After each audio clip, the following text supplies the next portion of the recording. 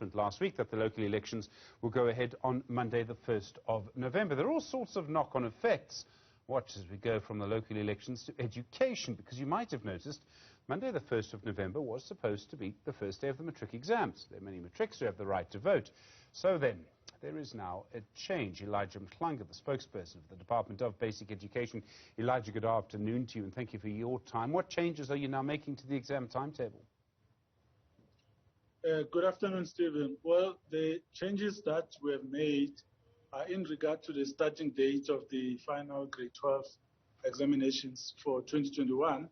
Originally, they were due to start on the 1st of November, but due to the announcement that the elections had moved to the 1st of November, we then had to find a new date, and that date is the 27th of October. But we did not just change the first day, we also changed the second day of the exams, which was the 2nd of November. So the papers that were due to be written on the 1st and 2nd of November will now be written on the 27th and 28th of October.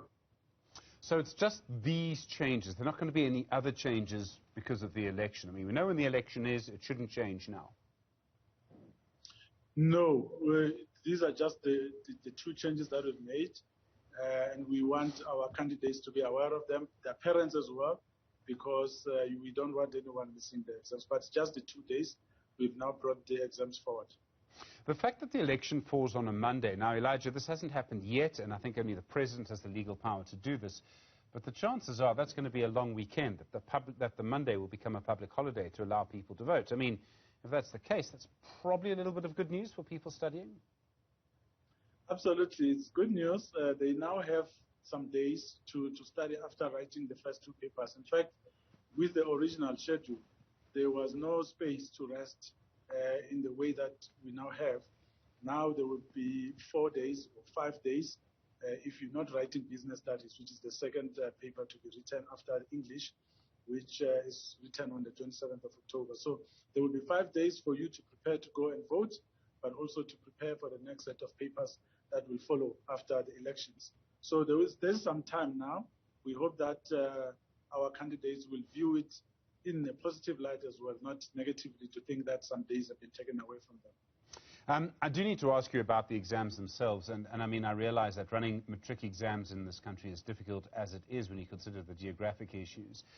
But also, during a pandemic, it's been so much harder. There were problems last year with the leaking of exams. We remember how it happened. Have you changed your processes to make sure that that can't happen again? Yeah, definitely. We said, in fact, last year we had some serious problems.